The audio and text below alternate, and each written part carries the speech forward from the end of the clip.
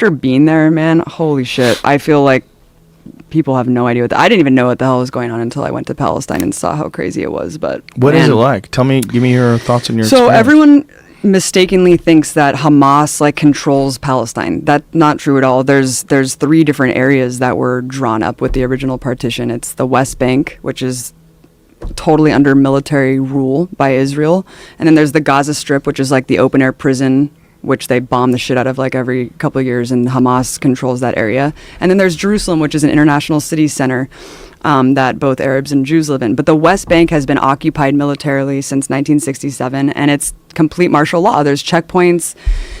All political parties are illegal. You can't, having a gun is like the least of it. You can't hold a flag. You can't belong to a political party. You literally can't do shit if you're a Palestinian. You just have to sit there and submit.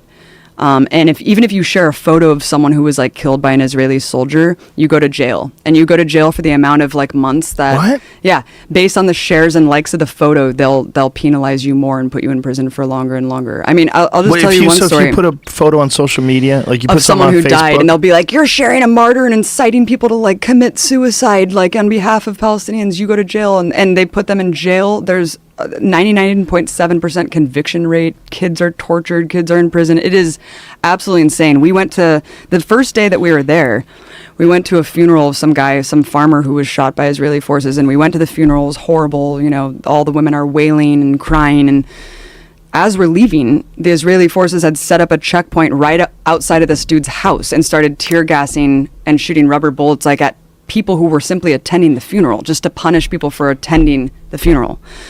We went to another girl's house named Aya, who got shot in the vagina for peacefully protesting at some protest, and they shot 200 people that day. One guy next to her died. Another guy was paralyzed.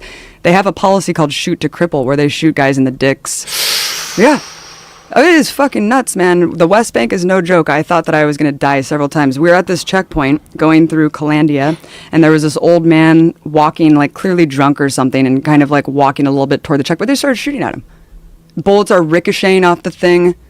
And my partner Mike, who was an invading soldier of Iraq, was just like, "We're going to die. Like, they're shooting this guy. There's bullets ricocheting." It was absolutely insane. And as we go through the checkpoint, the soldier's like, "Hey, stay safe out there."